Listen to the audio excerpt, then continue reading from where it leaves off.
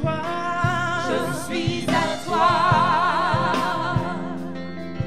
Entouré de ta sainteté, hérité de ton royaume, je suis ton enfant.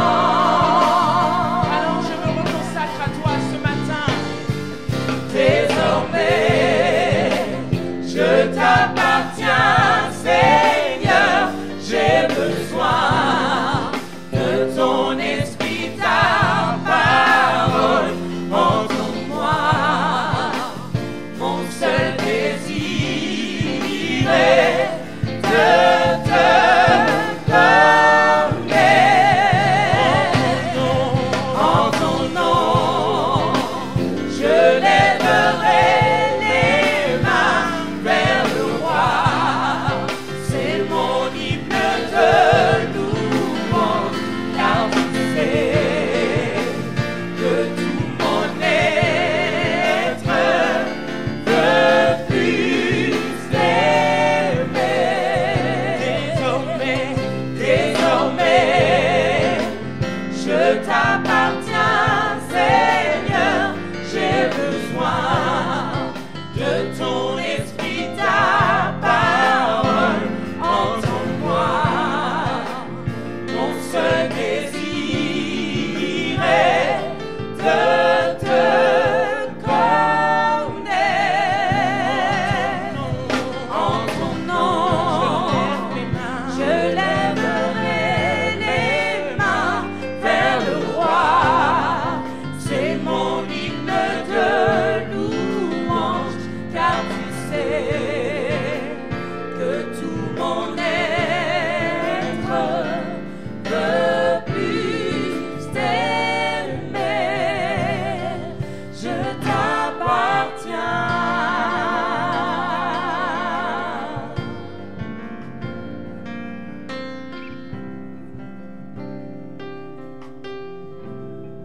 Je t'appartiens.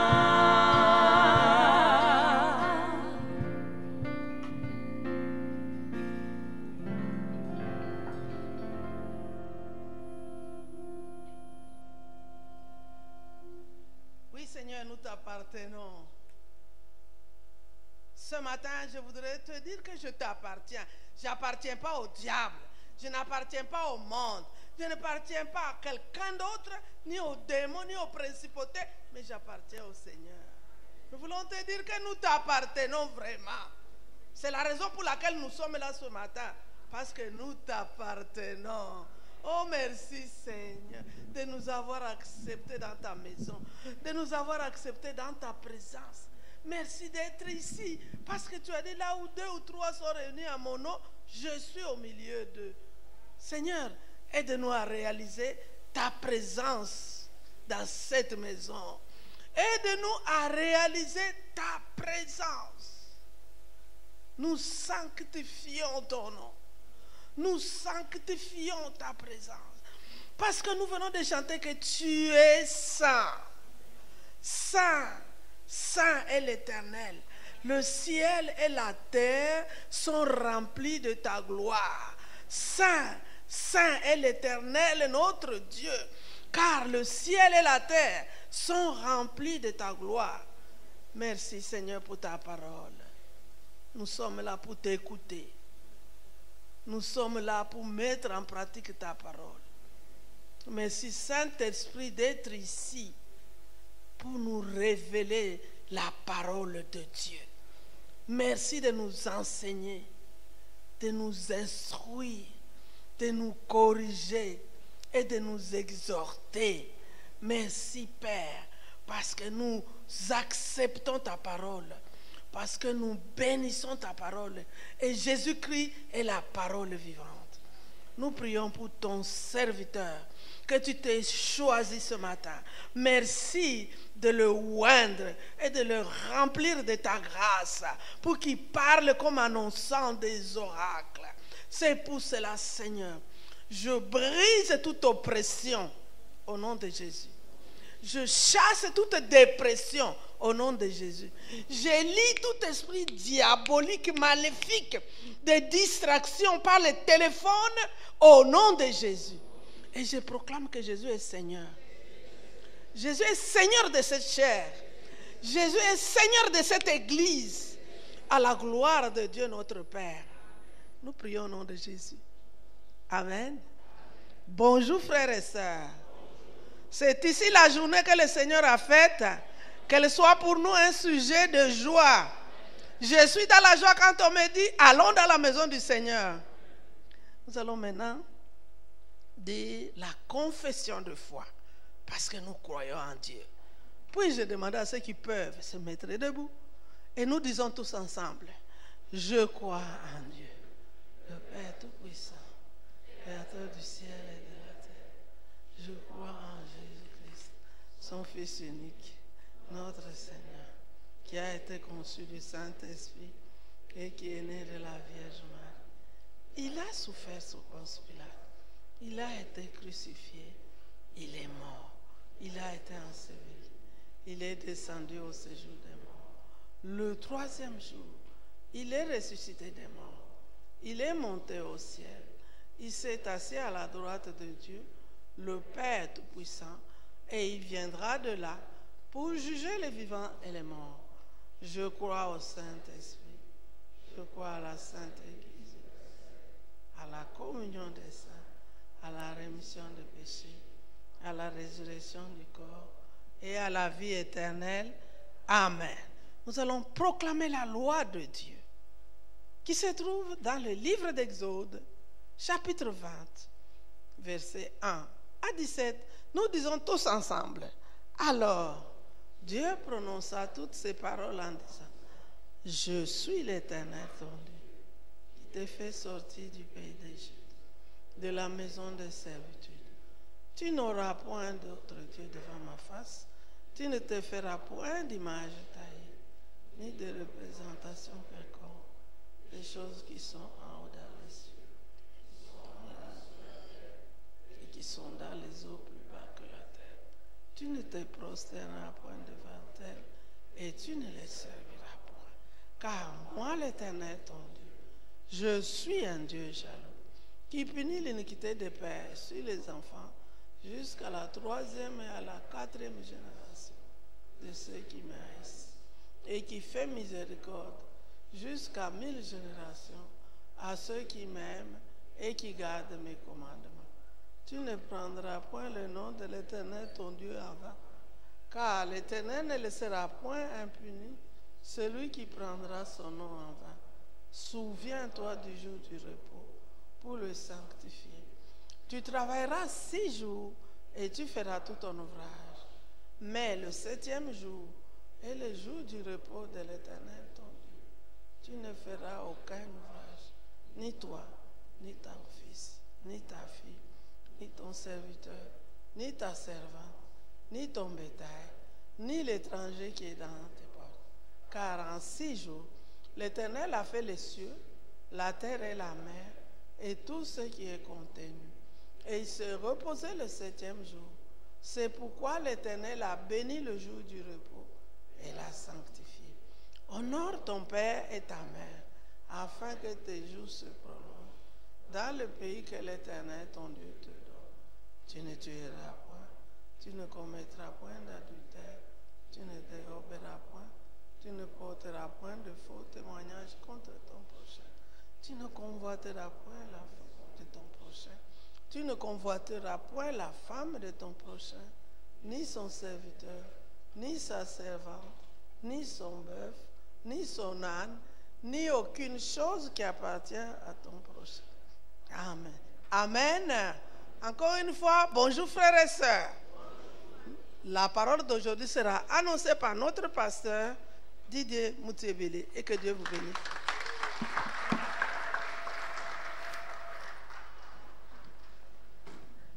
Bonjour frères et sœurs. Dis à quelqu'un à côté de toi, c'est l'année de la grâce. Et dis à l'autre voisin, vraiment, vraiment, c'est l'année de la grâce. Super.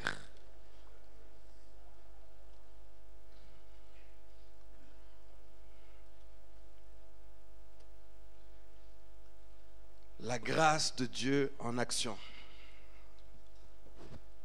Le thème de notre année sur lequel nous allons poursuivre ce matin. Il y a 2 dimanches, je me suis arrêté sur un sous-thème que j'ai appelé le contraste des temps de la fin, et j'aimerais bien poursuivre sur ce sous-thème, le contraste des temps de la fin. C'est mon 3e message sur ce sous-thème, et j'ai intitulé le message d'aujourd'hui « Continue de grandir ». Continue de grandir, et je rajoute « N'accepte pas que l'ennemi bloque ta croissance ».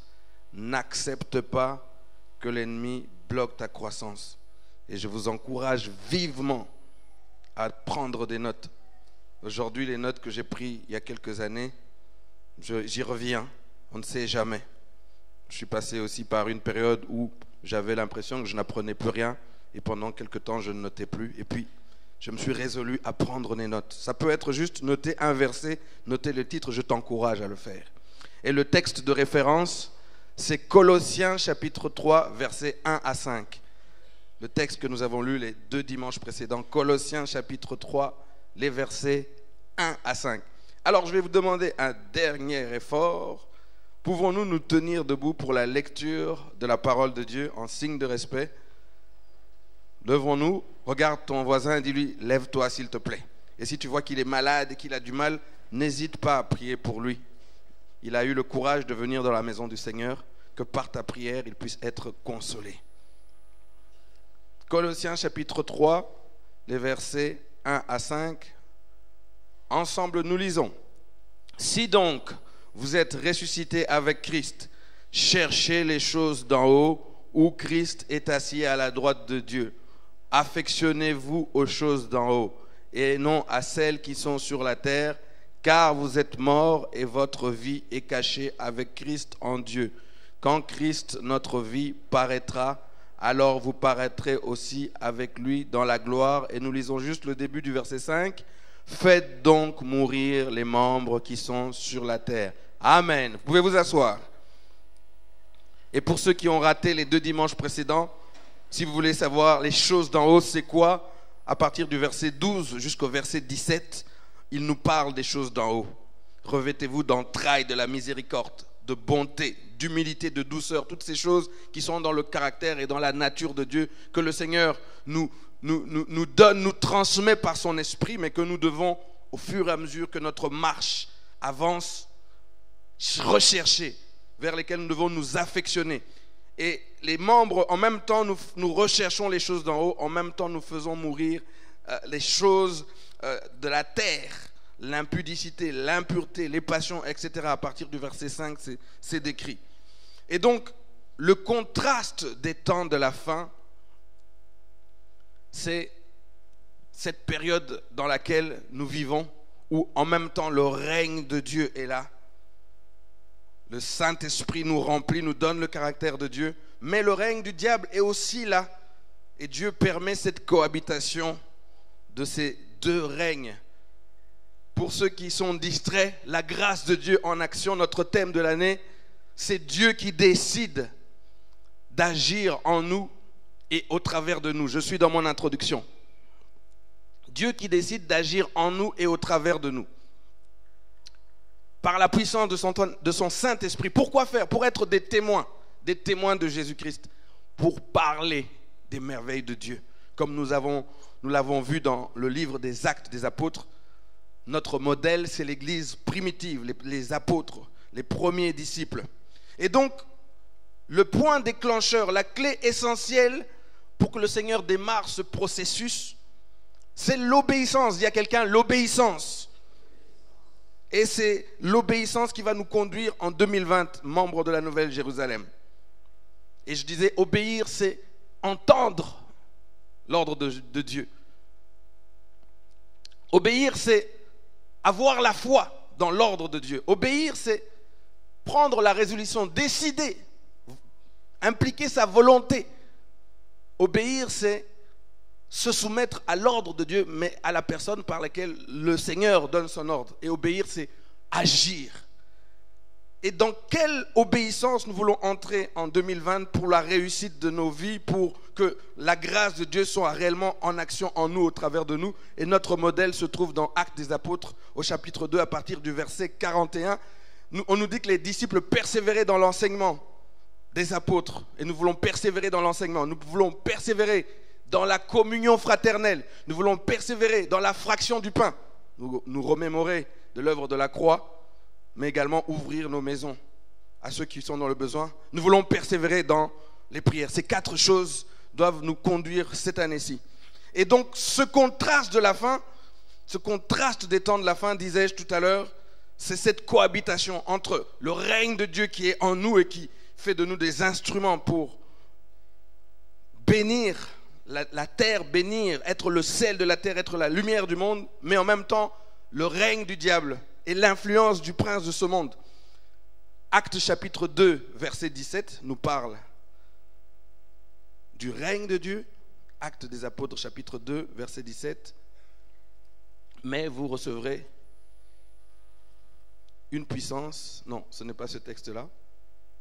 C'est le rappel de la prophétie de Joël.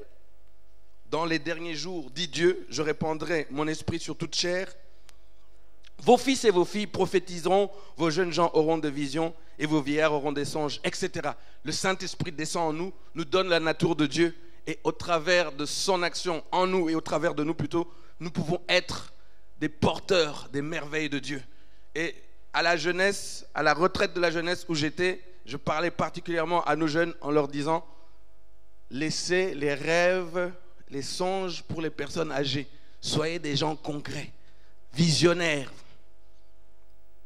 Le Saint-Esprit est en action. Mais le règne du diable est une réalité. Et nous avons longuement parlé de ça dimanche passé. Et j'ai pris pour référence le texte de 2 Timothée au chapitre 3. 2 Timothée chapitre 3 versets 1 à 5. Paul parle à Timothée et lui dit « Sache que dans les derniers jours, il y aura des temps difficiles car les hommes seront égoïstes, amis de l'argent, fanfarons, hautains, blasphémateurs, rebelles à leurs parents, ingrats, irreligieux, insensibles, déloyaux, calomniateurs, intempérants, cruels, ennemis des gens de bien, traîtres, emportés, enflés d'orgueil, aimant le plaisir plus que Dieu, ayant l'apparence de la piété, mais reniant ce qui en fait la force. » Et Paul enchaîne en disant « Éloigne-toi de ces hommes-là. » Et je disais que quand Paul dit « éloigne-toi de ces hommes-là », il ne parle pas des païens qui sont sous l'oppression et la domination et la possession du diable. Il parle de ces hommes-là qui sont dans l'Église. Et c'est là que nous devons faire attention parce que l'influence de l'esprit du monde vient jusque dans l'Église. Et donc, l'action de la grâce de Dieu peut s'attester, se mesurer. Comment ? Par les fruits que le Saint-Esprit produit en nous et au travers de nous. C'est comme ça qu'on peut voir que c'est Dieu qui agit. Et de la même façon, l'action du prince de ce monde peut se manifester et se vérifier par les fruits que nous pouvons manifester. Et c'est pour ça que nous avons lu ce texte de Colossiens chapitre 3 où nous disions que nous devons chaque jour travailler quotidiennement. Parce que quand le Saint-Esprit descend sur nous, nous revêt, nous recevons le potentiel, mais il faut que chaque jour nous puissions nous sanctifier. Et nous devons rechercher les choses d'en haut. Et en même temps faire mourir les choses qui sont sur la terre. Et l'objectif, c'est toujours connaître Dieu, Jésus davantage. Et être le plus proche de lui possible. Être semblable à lui. C'est ça notre objectif.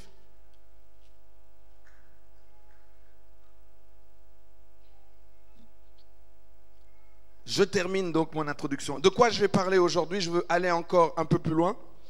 Je parlerai de 3 choses. La première chose dont je vais parler, c'est que dans notre démarche de tous les jours, le Seigneur nous donne une aide précieuse. Donc, le premier point, ce sera une aide précieuse que le Seigneur nous donne dans notre marche. Une aide précieuse que le Seigneur nous donne dans notre marche. Le deuxième point que j'aborderai, c'est une stratégie du diable, nous empêcher de grandir une des meilleures stratégies du diable, c'est nous empêcher de grandir, de croître. Et la troisième chose, je répondrai à la question, à quoi peut-on reconnaître un chrétien qui a perdu sa dignité de fils ou de fille? Autrement dit, donc à quoi peut-on reconnaître un chrétien qui a perdu sa dignité de fils ou de fille? Ou bien, à quoi peut-on reconnaître un chrétien bloqué dans sa croissance, un chrétien bloqué à l'état d'enfant ou un chrétien bloqué à l'état de bébé?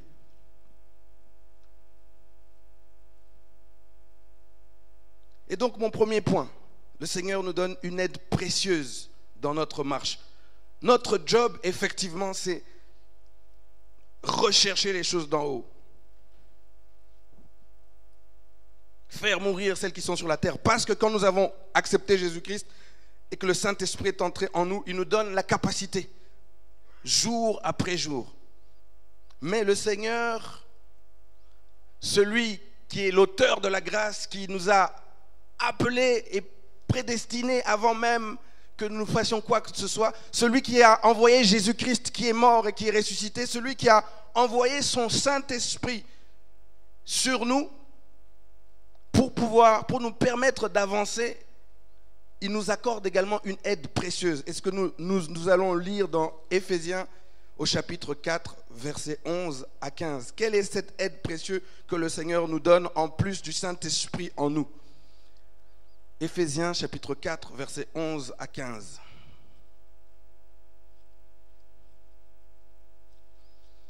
Pourquoi cette aide est précieuse? Parce que cette aide va concourir notamment à notre maturation, à notre croissance spirituelle. C'est le Saint-Esprit qui fait grandir, mais le Saint-Esprit prévoit aussi une aide. Éphésiens chapitre 4, versets 11 à 15. Je disais ce matin que le livre d'Éphésiens et le livre de Colossiens, on pense que Paul les a écrits à peu près à la même période.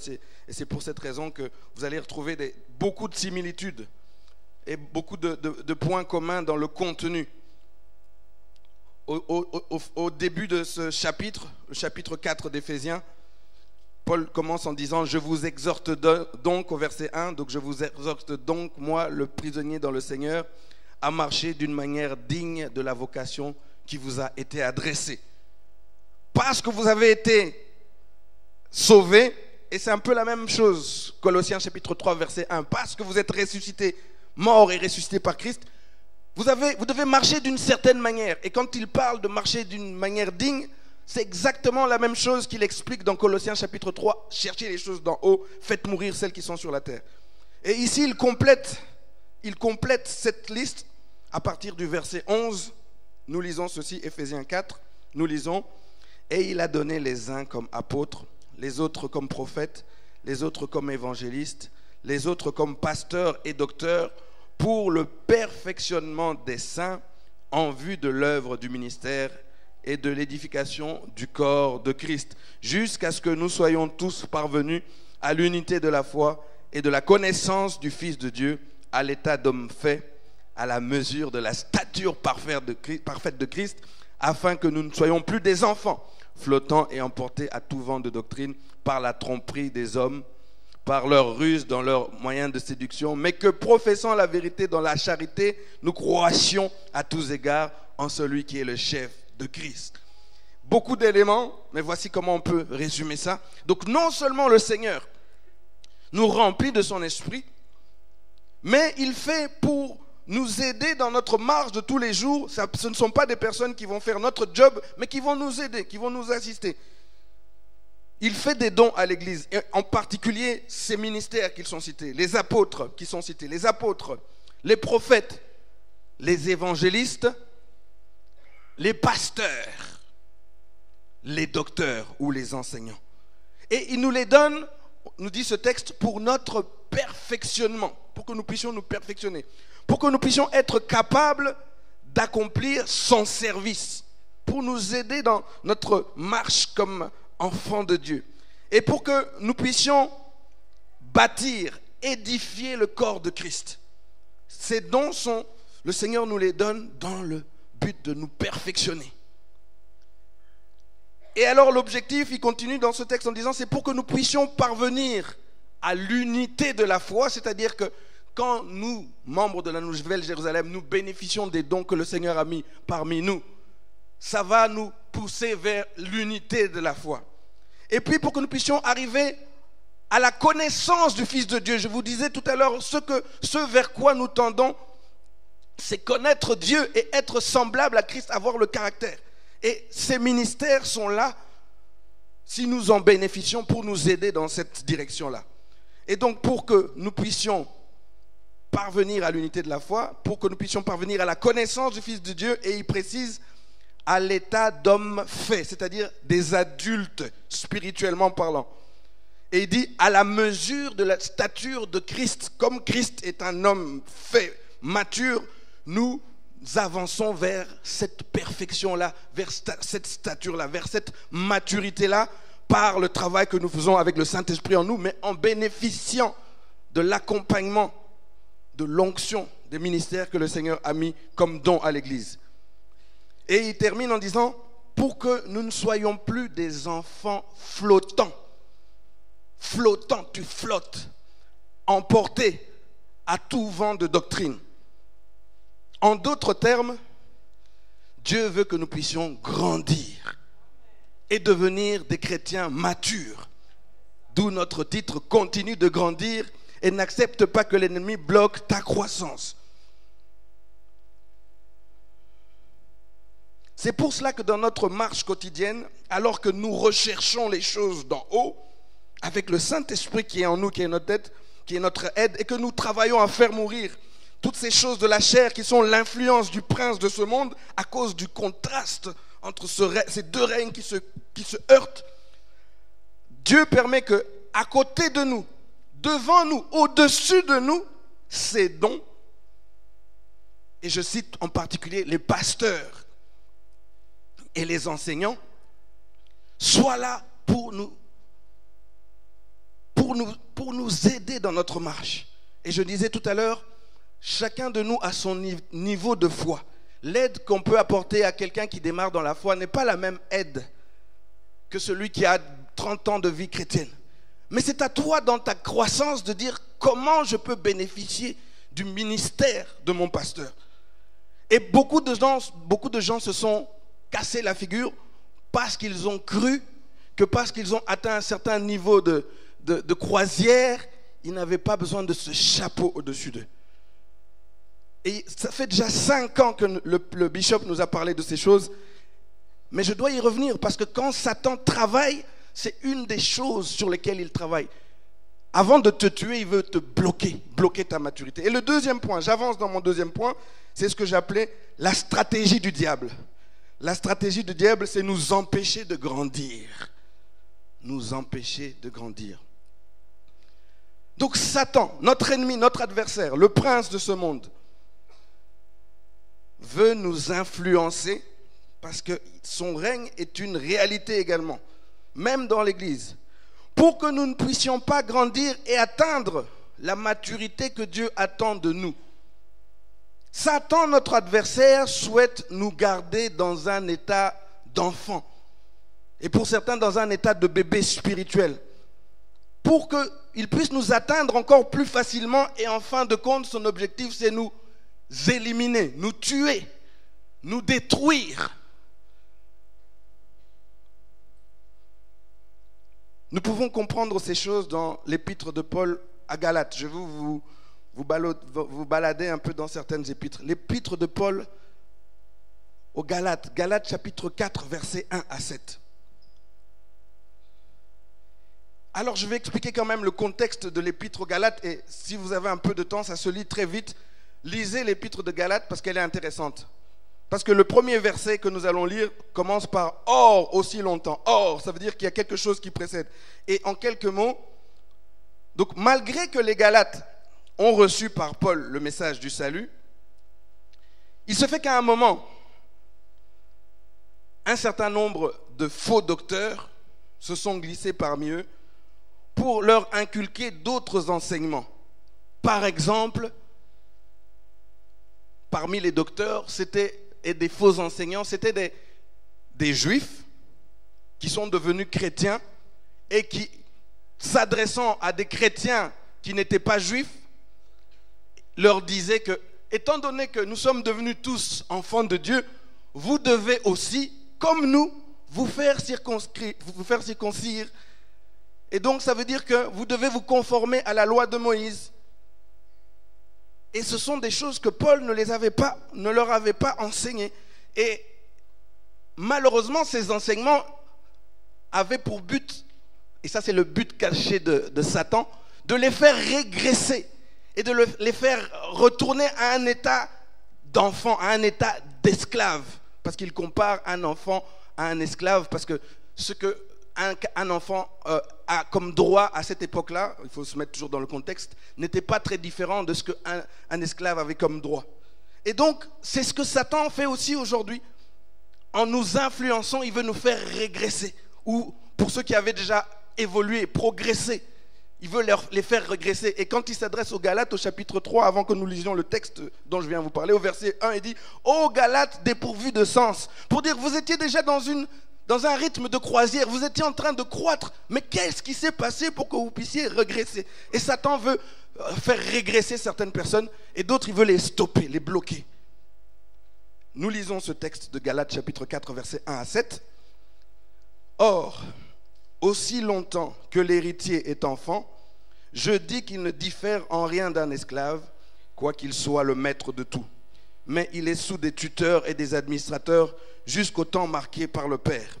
Nous aussi, de la même manière, lorsque nous étions enfants, nous étions sous l'esclavage des rudiments du monde. Mais lorsque les temps ont été accomplis, Dieu a envoyé son Fils, né d'une femme, né sous la loi, afin qu'il rachetât ceux qui étaient sous la loi, afin que nous reçussions l'adoption. Et parce que vous êtes fils, Dieu a envoyé dans vos cœurs l'esprit de son Fils, lequel crie « Abba, Père ». Ainsi tu n'es plus esclave, mais fils. Et si tu es fils, tu es aussi héritier de Dieu par Christ. Voici la stature, la nature que nous avons, que nous recevons, que nous devons faire grandir, faire progresser. Mais Satan veut nous ramener à un état d'esclave, à un état d'enfant. Parce que c'est dans son intérêt de nous bloquer.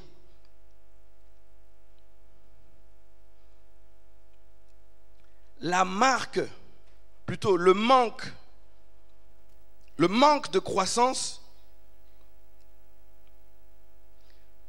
va nous garder, va nous bloquer, nous garder à l'état d'enfant, à l'état de bébé spirituel, et va nous empêcher d'accéder à notre héritage. On parle de la grâce de Dieu en action. Tu veux que le Saint-Esprit travaille en toi, mais à un moment, il faut qu'il y ait cette croissance. Si ta croissance est freinée à un moment, tu ne pourras pas être ce porteur de grâce et de bénédiction. Et c'est pour ça que, comme je le disais tout à l'heure, un certain nombre de chrétiens ont même dans leur marche été freinés jusqu'à un point où ils ont perdu leur dignité de fils et leur dignité de fille. Et aujourd'hui, à la fin de cette prédication, si tu sais que toi, tu as carrément perdu cette dignité-là de fils et de fille, que tu puisses te tourner vers le Seigneur pour lui dire, je veux repartir avec toi.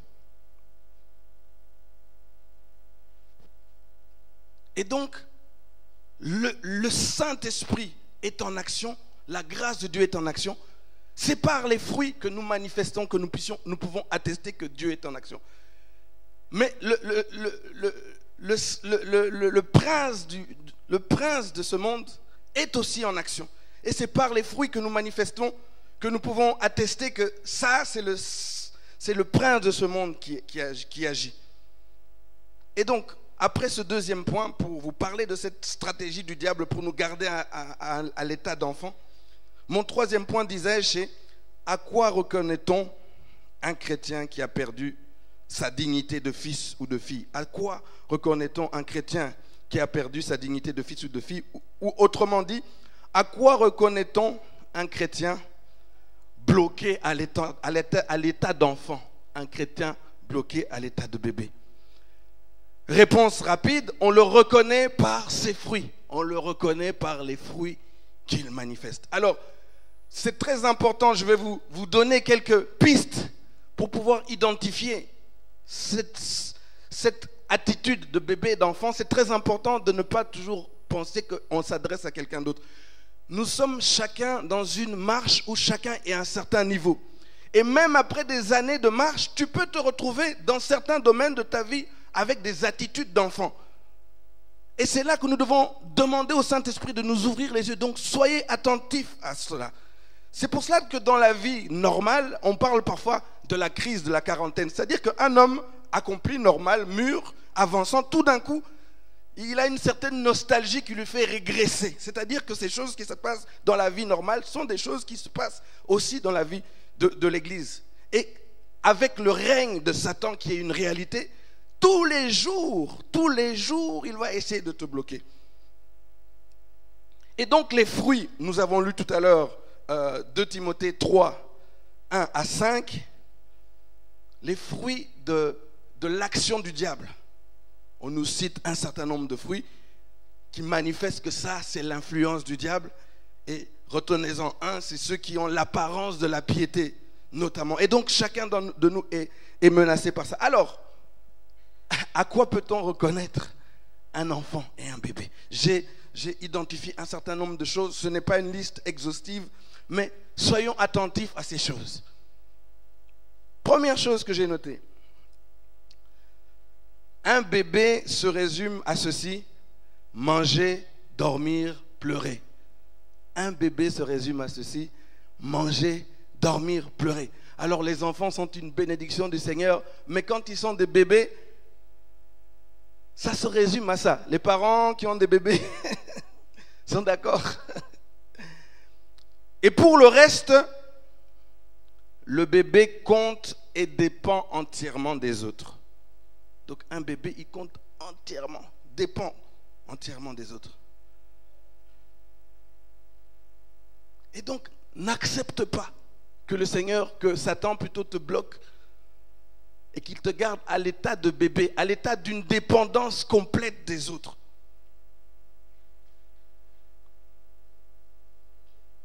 Le deuxième point, à quoi reconnaît-on un enfant spirituel ou un bébé? Quand un bébé a faim ou quand un bébé veut dormir, il s'impatiente et devient désagréable. Quand un bébé a faim, quand un bébé veut dormir, il s'impatiente et devient désagréable. Dis avec moi, l'impatience. L'impatience. C'est un signe d'immaturité. Alors, l'immaturité n'est pas toujours globale. Parfois, l'immaturité, c'est dans un domaine bien précis de ta vie. Le bébé, quand il a faim, tu peux dire tout ce que tu veux. Tu peux lui chanter les chansons que tu veux. Il a faim. Tout ce qu'il veut, c'est manger. Tant que tu ne lui auras pas donné ce qu'il veut, il va continuer à pleurer. Et c'est là que Satan veut nous garder. N'accepte pas. N'accepte pas que l'ennemi te garde dans un état d'immaturité. Et c'est ainsi que certaines de nos prières, en fait, ce sont les pleurs d'un bébé impatient. Et il faut analyser tes prières à un moment. Si tu sens que non, ça c'est les prières d'un bébé impatient, change ta prière. Parfois c'est une prière légitime sur un besoin réel. Mais là, ton attitude, la façon dont tu pries, ça c'est l'impatience du bébé. Troisième chose. Le bébé est égocentrique, l'enfant. On va parler de l'enfant cette fois-ci. Je parlerai parfois de l'enfant, parfois du bébé. L'enfant est égocentrique, tourné sur lui. Ce sont d'abord ses besoins qui comptent. Et quand à un moment, même si tes besoins réels, tu te rends compte que ça prend trop de place dans ta vie, dis que voilà une faille par laquelle Satan veut entrer. Un besoin peut-être légitime. Et cet égocentrique entraîne un certain nombre de convoitises. Et tu vas te retrouver en train de faire des prières, c'est juste la convoitise. C'est juste la convoitise. Tu veux tellement ça a d'abord circulé dans tes pensées, c'est entré dans ton cœur, et ta prière aussi est polluée par ça. Et dans Jacques 4, 1 à 3, nous donne quelques éléments. L'épître de Jacques, nous allons lire ça rapidement. Dis à quelqu'un, c'est l'année de la grâce. Jacques 4, 1 à 3. nous lisons « D'où viennent les luttes et d'où viennent les querelles parmi vous? N'est-ce pas de vos passions qui combattent dans vos membres? Vous convoitez et vous ne possédez pas. Vous êtes meurtriers et envieux et vous ne pouvez pas obtenir. Vous avez des querelles et des luttes et vous ne possédez pas parce que vous ne demandez pas. Vous demandez et vous ne recevez pas parce que vous demandez mal dans le but de satisfaire vos convoitises. » Tu demandes mal. Et c'est là que quelqu'un va sortir un texte. Oh, fais de l'Éternel tes délices et il te donnera ce que ton cœur désire. Waouh, ce texte, il a été tourné à toutes sortes de choses. Ce n'est pas un texte pour justifier nos convoitises. C'est-à-dire qu'à un moment, quand tu grandis et que ton caractère devient comme le caractère de Dieu, même dans ta demande, en fait, même dans tes prières, ta demande, en fait, correspond à la demande de Dieu. Mais ce n'est pas un justificatif de ta convoitise. Fais de l'Éternel. Non, non, non, attention à ce texte-là. Je crois que je vais parler de ce texte toute ma vie, parce que je l'ai beaucoup aussi entendu toute ma vie et déformé. Et donc, l'égocentricité. Amen. L'action de la grâce de Dieu se manifeste quand nos regards se tournent vers les autres. Et c'est pour ça qu'Actes chapitre 3, quand le Saint-Esprit a commencé à agir, la première chose que le Seigneur fait, c'est l'exercice de la miséricorde. Et quand on dit affectionner les choses d'en haut, travaillez beaucoup la miséricorde, frères et sœurs. Et donc, n'accepte pas que Satan bloque ta croissance. N'accepte pas l'égocentricité ou l'égocentrisme, je ne sais pas. Égocentrisme. Quatrième chose, j'ai quelques-uns et puis on verra avec le temps que j'ai. Quatrième chose pour reconnaître le fruit que manifeste un enfant. L'enfant abuse de sa liberté. L'enfant abuse de sa liberté et c'est à cause de cet abus qu'on doit toujours lui dire « Fais ceci ou ne fais pas cela ». Parce que si tu laisses une liberté trop grande à un enfant, tu vas être étonné. Et quand chrétien, tu es encore au niveau, on doit te dire « Fais ceci ou ne fais pas cela », c'est un indice pour dire que ta croissance est encore limitée. C'est toi à qui on doit toujours dire non quand on est dans une fête du monde, il ne faut pas danser, il ne faut pas manger, il ne faut pas danser la musique du monde. On doit toujours te dire ça. Alors c'est un indice pour dire que tu es encore un bébé, tu dois encore grandir. À un moment, c'est toi-même qui dois prendre des résolutions pour dire ça, je ne fais pas. Colossiens chapitre 2, verset 20. Colossiens chapitre 2, verset 20. Et Paul, qui s'adresse aux Colossiens, leur fait cette remarque. Juste avant le texte de Colossiens chapitre 3 qu'on a lu, il leur dit ceci au verset 20, Colossiens chapitre 2. « Si vous êtes morts avec Christ au rudiment du monde, pourquoi, comme si vous viviez dans le monde, vous impose-t-on ces préceptes? Ne prends pas, ne goûte pas, ne touche pas, préceptes qui tous périssent par l'usage et qui ne font fonder que sur des ordonnances et les doctrines des hommes. » Si tu es encore au niveau, on doit te dire, ne fais pas ceci, fais cela. Ça veut dire que tu dois encore grandir. Et chacun de nous a son niveau, son rythme de croisière. Peut-être que toi, pour certaines choses, effectivement, tu as une certaine maturité, mais toi-même, tu sais certaines choses, certains domaines de ta vie où, heureusement, Dieu a mis des garde-fous. Parce que si ces garde-fous n'étaient pas là, tu allais tomber. Sois conscient de cela et travaille. Ça veut dire que tu dois grandir sur ce domaine-là. Et chacun de nous doit grandir. Donc refuse que le Satan te bloque dans ce domaine-là. Et Galates, chapitre 4, Galates, chapitre 5, versets 13 à 15, nous dit un peu la même chose. Galates, chapitre 5, versets 13 à 15. Il y a des livres là, quand tu cherches, tu dépasses, tu vas à gauche. Galates, juste avant Éphésiens, chapitre 5, versets 13 à 15. Frères, vous avez été appelés à la liberté. Je dis que l'enfant abuse de sa liberté, non? Frères, vous avez été appelés à la liberté. Seulement, ne faites pas de cette liberté un prétexte de vivre selon la chair, mais rendez-vous par la charité serviteurs les uns des autres, car toute la loi est accomplie dans une seule parole, dans celle-ci. Tu aimeras ton prochain comme toi-même, mais si vous vous mordez et vous dévorez les uns les autres, prenez garde que vous ne soyez détruits les uns par les autres. Ta liberté là. Le fils mature n'abuse pas de sa liberté. C'est une personne simple, un serviteur humble, aimant comme Jésus. N'accepte pas que Satan bloque ta croissance à cause d'une question de liberté. Oh, mes droits, mes droits. Oui, tu as des droits, mais quand tu atteins une certaine maturité, tu sais que j'ai droit à ça, mais si je vais dans cette direction-là, par mon comportement, je peux faire mal à tel frère. Et donc, je me contrôle moi-même par rapport à ma liberté. 5e chose, le bébé. Le bébé fait ce qu'il veut, quand il veut. Le bébé fait ce qu'il veut, quand il veut.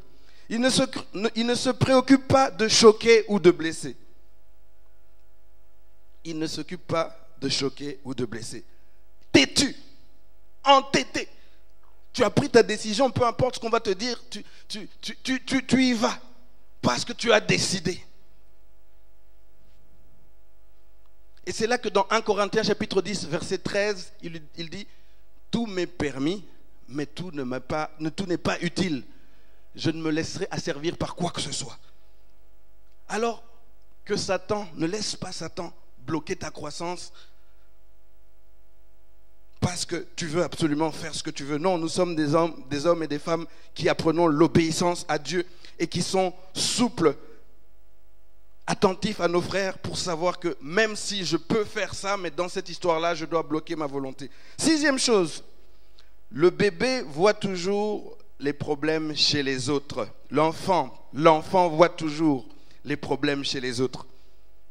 Il ne sait pas identifier son véritable adversaire.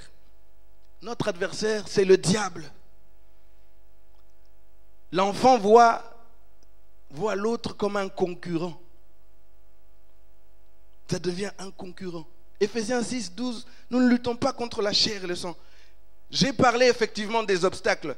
Un frère en Christ peut devenir un obstacle. Tu peux devenir un obstacle. Mais ne nous trompons jamais d'adversaire. Ce n'est pas un concurrent, ce n'est pas un adversaire. Et c'est ça l'enfant. Et vous allez voir dans une maison des enfants qui se disputent. Oh non, elle a dit ceci. Pas loin qu'hier, j'étais chez moi. Oh, elle a dit ceci, elle a fait cela. Non, c'est elle. Ça, c'est ça un enfant. Et il faut venir, trancher et trouver une solution. Et si tu sais que tu as des domaines dans ta vie où tu as l'impression que pour avancer ton adversaire ou ton concurrent, c'est un frère en Christ, et que tu as commencé peut-être à entrevoir des plans maléfiques ou une intelligence venant du diable pour pouvoir résoudre ce problème-là, s'il te plaît, que le Seigneur te touche. Laisse ça au Seigneur, c'est lui qui s'en occupe. 7e chose, l'enfant est irrésolu, léger. Il va rarement jusqu'au bout de ses engagements. Il ne connaît pas le sens du devoir. C'est lui qui va toujours douter. On te donne un ordre, tu crois, et puis à un moment, tu commences à douter. Oui, c'est encore un signe qui montre que ta maturité est encore bloquée, tu dois encore grandir un peu. Et tu dois identifier les domaines de ta vie où le doute t'empêche d'obéir. C'est un problème aussi de croissance. La désobéissance également. Ça fait partie de tout ce package-là. 8e chose, l'enfant est souvent ingrat et changeant. Ingrat et changeant. Dans Galates chapitre 4, les versets 15 et 16, je ne vais pas lire, dans Galates chapitre 4, versets 15 et 16, Paul s'adresse aux Galates et leur dit, mais au fait, moi qui vous parle, rappelez-vous que c'est par moi que vous avez connu Christ. Et à l'époque, quand je vous ai parlé de Christ, vous étiez même prêt à mourir pour moi, tellement vous m'aimiez, tellement que vous me trouvez super. Oh, l'apôtre Paul. Mais qu'est-ce qui se passe maintenant? Qu'est-ce qui s'est passé pour qu'aujourd'hui, votre attitude envers moi a changé? Et c'est ça qui se passe. Quelqu'un t'a fait du bien, mon frère. Aujourd'hui, il a peut-être changé d'attitude. Mais, je le disais, je pense, la semaine passée aussi, mais rappelle-toi que si tu es à ce niveau-ci, c'est parce qu'il t'a fait du bien. Et si lui a changé, ne sois pas ingrat. Même si lui a changé, ne sois pas ingrat parce que tu te rappelles que Dieu l'a utilisé pour lui faire du bien. Et l'ingratitude, c'est le signe de l'enfance. L'enfant a l'impression qu'on lui doit tout. C'est normal. Je vis dans ma maison, c'est normal, je mange, voilà, c'est normal. Non. Et l'ingratitude envers Dieu se manifeste aussi envers nos frères, envers nos sœurs. Et donc, si tu as un problème à ce niveau-là, c'est une faille que le Satan, j'allais dire, que l'ennemi veut utiliser pour te bloquer dans ta croissance spirituelle. Donc, n'accepte pas que dans ce domaine-là, l'ennemi te bloque. 9e chose, et j'ai presque fini. L'enfant est spécialiste des partis pris. L'enfant est spécialiste des partis pris. Ce qui mène à la division. Et vous allez voir dans un ministère, groupuscule par là, groupuscule par là. Pas groupuscule dans le bon sens, parce qu'il y a des affinités, et ça c'est une bonne chose, que tu trouves quelqu'un avec qui tu t'entends, tu peux aller faire le tennis. Bon, je ne sais pas s'il y a vraiment des gens à la Nouvelle-Jérusalem qui font le tennis. Bon, tu peux aller au marché, aux abattoirs, ça je pense qu'il y en a quelques-uns encore. Ce n'est pas une mauvaise chose, mais quand ça devient pour faire des partis, pour tel groupe contre tel groupe, ça ne va pas. Ça, c'est des signes d'enfantillage. Et si tu sais que tu as cette tendance-là, regarde-toi, vois qu'est-ce qui ne va pas. Parce que Satan va utiliser cette faille pour entrer en toi, pour te bloquer. La 10e chose, et je termine par cette 10e chose-là, donc je parle des fruits par lesquels on reconnaît l'immaturité. C'est l'autosuffisance. Dites avec moi, autosuffisance. Tu as l'impression que tu es arrivé, que tu es parvenu. Tu n'as besoin de personne. Chrétien mature, moi je suis mature, moi j'ai 30 ans de foi. L'autosuffisance. Et parfois, je parle de 30 ans de foi, certains, après 6 mois de foi, ils se sentent déjà autosuffisants. Ils n'ont besoin de personne, pas besoin de guide spirituel, pas besoin de responsable, pas besoin de pasteur. Il estime que lui, il est allé trop loin déjà. Mais je vous ai dit dans mon point précédent que dans son organisation, dans le plan de Dieu, il a mis des personnes à côté de nous, des frères et des sœurs, mais il a placé des pasteurs, des enseignants, des docteurs, pour que dans ta marche, tu puisses t'en référer. Et peut-être que toi, tu as atteint un niveau spirituel suffisant. Le Seigneur veut t'ouvrir les yeux pour que tu te dises, Seigneur, comment je peux aider mon pasteur à avancer? Toi, ton niveau spirituel, c'est un niveau où tu dois pouvoir aider, décharger le pasteur de certaines tâches. Et quand tu le décharges de certaines tâches, lui peut s'occuper d'autres tâches. Ton travail n'est pas de mettre la confusion parce que tu es déjà à un niveau supérieur. Dieu soit béni parce que tu es à un niveau supérieur. Mais quand tu te sens autosuffisant, c'est un signe d'immaturité spirituelle. Et là, tu peux chanter, danser. Le Seigneur va fermer certaines portes parce que toi-même, tu as laissé l'accès au diable à cause de ton expérience dans la foi. Je conclus. Le contraste des temps de la fin nous rappelle la réalité de la cohabitation du règne de Dieu, mais aussi de celui du prince de ce monde. Et ça, une de ses stratégies préférées de notre ennemi, le diable, c'est de nous bloquer dans notre croissance, de nous bloquer à l'état de bébé, de nous bloquer à l'état d'enfant, ou bien de nous faire régresser, que nous perdions notre dignité. Et donc, nous devons chercher, bien sûr, chaque jour à grandir pour être et rester des fils de Dieu, des enfants, tendre vers la maturité. Et nous devons lutter, s'il faut, si tu as identifié que là, vraiment, j'ai laissé l'accès au diable, tu dois lutter pour récupérer ta dignité de fils, ta dignité de fille, si tu l'as perdue. C'est encore possible. Galates chapitre 3, versets 26 et 27. Galates 3, versets 26 et 27, il nous dit ici, car vous êtes tous fils de Dieu par la foi en Jésus-Christ, vous tous qui avez été baptisés en Christ, vous avez été revêtus de Christ. Ça, c'est comme ça que Dieu nous voit, fils et filles. C'est comme ça qu'il nous veut.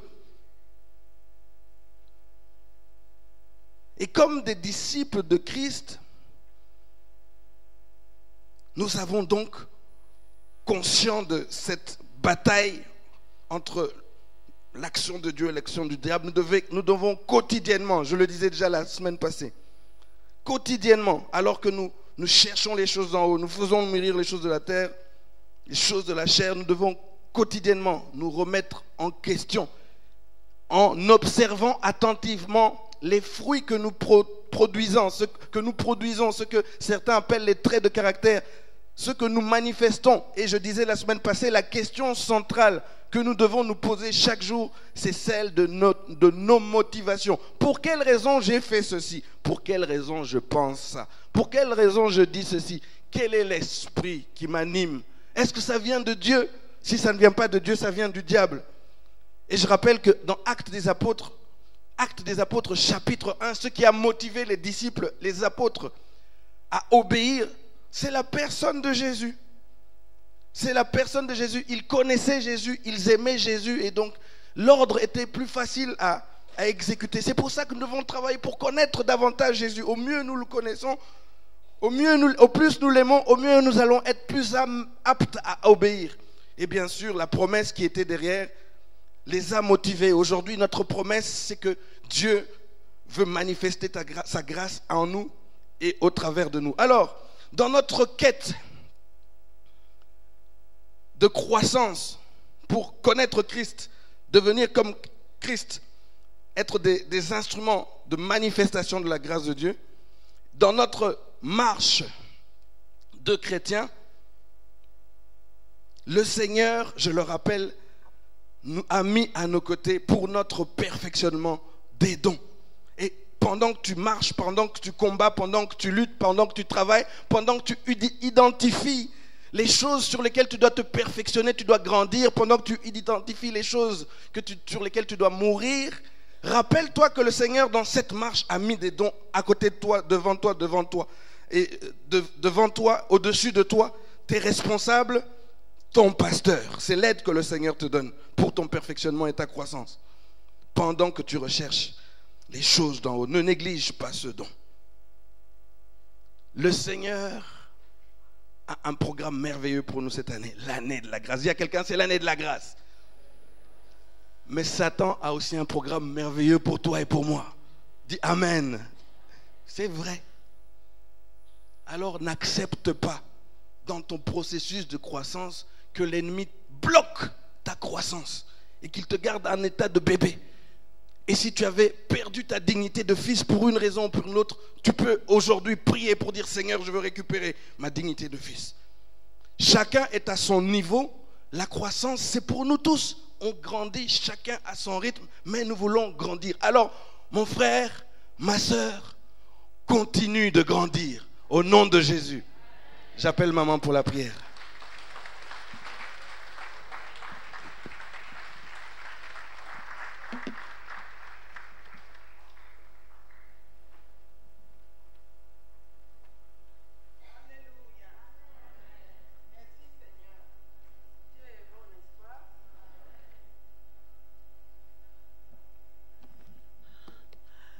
Un bébé spirituel ou un bébé, un enfant, il a seulement les droits, il n'a pas de devoirs. C'est mon droit. C'est mon droit quand j'avais mon petit-fils. Un jour, à 5 ans, il vient, mamie, c'est mon droit. Ah, les robes. Ah, il est encore à la maternelle. Mamie, c'est mon droit. Non, non, c'est ton droit, mais tu as aussi des devoirs. Vraiment, des prédications comme ça. Hein? Je me dis, Seigneur, quand quelqu'un me dit, parce que souvent les hommes me disent, les femmes, vous êtes des enfants. Non, non, non, non, il faut refuser d'être un enfant. Amen. Parce qu'un enfant ne fait que pleurer. Parce que c'est son droit, il doit manger, il doit boire, il faut les langer. Non, non, nous devons grandir. Ça fait mal hein, aux prédicateurs quand les chrétiens restent encore des bébés. Oh, on n'est pas venu me voir. Oh, j'ai perdu mon oncle. On n'est pas venu me visiter. Oh, j'étais malade. Mais ça, c'est l'enfantillage. Oh, il manque d'amour. À la Nouvelle Jérusalem, tout ça, c'est resté bébé. Si on ne m'a pas visité, so what? Donc, toute la Nouvelle Jérusalem va venir chez toi pour te visiter. Toi, tu as visité qui? Ça, c'est être enfant. On va refuser d'être enfant. Mettons-nous debout. Mettons-nous debout, s'il vous plaît. On va prier. Refuse d'être un enfant. Refusons d'être un bébé. Moi, je refuse être un bébé. Pardon. Tu dois dépendre les autres. Non, comme ici, il n'y a pas d'amour, je vais aller à l'église à côté. Là aussi, il n'y a pas d'amour. Tu vas finir tout Bruxelles, hein? Pour chercher l'amour. Grandissons. Amen. Priez après moi cette prière. Seigneur Jésus, merci pour ta parole. Je renonce aux choses d'en bas. Au nom de Jésus, je veux aspirer aux choses d'en haut. Donne-nous, Seigneur, la compassion, la miséricorde, pour que nous puissions regarder aux autres, pour voir leurs besoins. Je refuse d'être un bébé spirituel. Au nom de Jésus. Je refuse d'être impatiente. Au nom de Jésus. Je refuse de pleurnicher. Au nom de Jésus. Seigneur, je veux grandir. Seigneur, je veux grandir. Seigneur, je veux dépendre de toi. Seigneur, je dépends de toi. Je dépends de toi. Et je veux te servir. Je vais te servir. Je vais servir aussi les autres. Aide-nous, Seigneur, à grandir. Aide-nous, Seigneur, à refuser d'être un bébé. Nous voulons te servir. Nous voulons grandir. Nous voulons rester mûrs et obéir. Obéir à ta parole. Obéir aux autorités. Merci, Père. Aide-nous à rechercher les choses d'en haut. L'amour, la patience, la douceur, la paix. Saint-Esprit de Dieu, remplis-nous. Nous te soumettons notre caractère. Je te soumets mon tempérament. Conduis ma vie. Nous prions au nom de Jésus. Amen. Amen.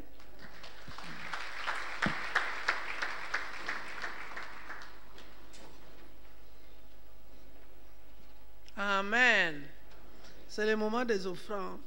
Et vous, comme un tonnerre au loin, quand nous louons le lion de Juda rugit, les forteresses autour de nous s'écroulent en présence du Seigneur. La victoire est dans le camp, quand nous crions El Shaddai, tous nos ennemis s'enfuient, loin du feu de son regard. Les captifs sont libérés, c'est l'année du jubilé, quand retentit le cri d'El Shaddai. Entendez-vous comme un tonnerre au loin, quand nous louons le lion de Juda rugit, les forteresses autour de nous s'écroulent en présence du Seigneur. La victoire est dans le camp, quand nous crions El Shaddai, tous nos ennemis s'enfuient, loin du feu de son regard. Les captifs sont libérés, c'est l'année du jubilé, quand retentit le cri d'El Shaddai. La victoire est dans le camp, quand nous crions El Shaddai, tous nos ennemis s'enfuient, loin du feu de son regard. Les captifs sont libérés, c'est l'année du jubilé, quand retentit le cri d'El Shaddai. Quand retentit le cri d'El Shaddai. Quand retentit le cri d'El Shaddai.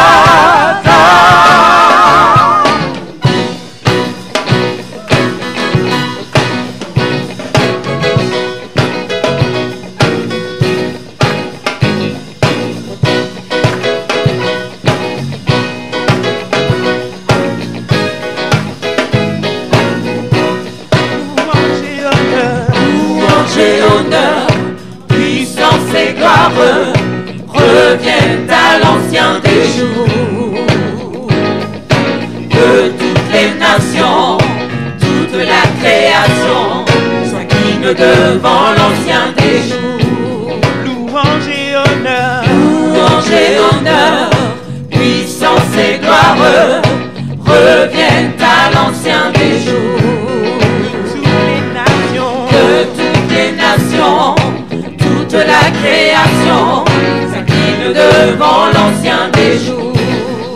Toute langue sur terre et au ciel chantera ta gloire et tout genou fléchira pour t'adorer et t'exalter, ô Dieu, car ton royaume n'aura point de fin, ô ancien des jours.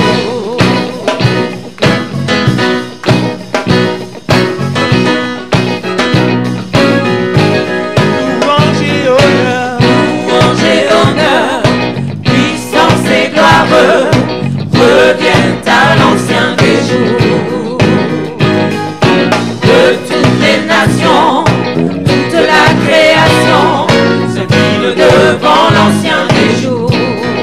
Toute langue sur terre et au ciel chantera sa gloire et tout genou fléchira pour t'adorer et t'exalter, ô Dieu, car ton royaume n'aura point de fin, ô ancien des jours. toute langue sur terre et au ciel Chantera ta gloire et tout genou fléchira pour t'adorer et t'exalter, ô Dieu, car ton royaume n'aura point de fin, ô ancien des jours.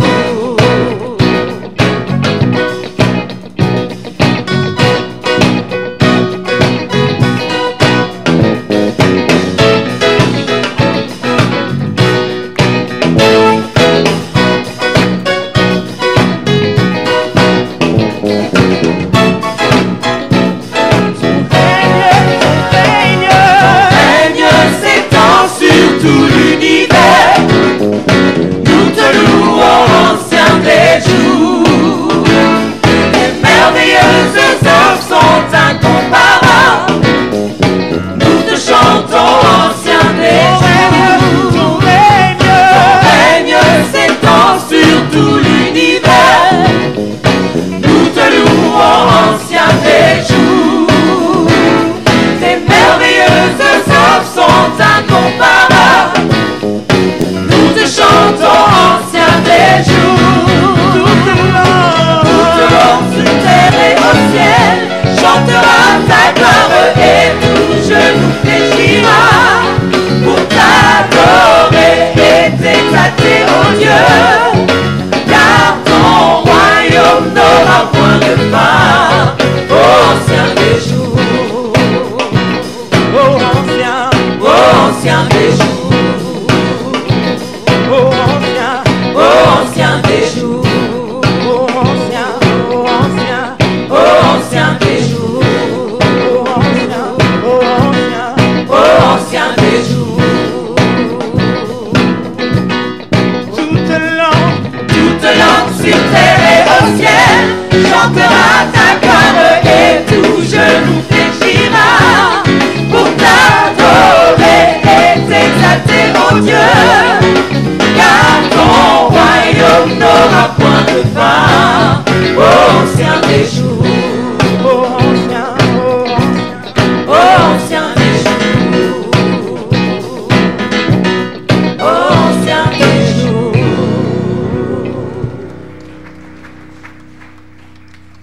Merci Seigneur, l'ancien des jours, l'éternel des armées. Ton royaume n'aura jamais de fin. Nous voulons que ton règne vienne cet après-midi.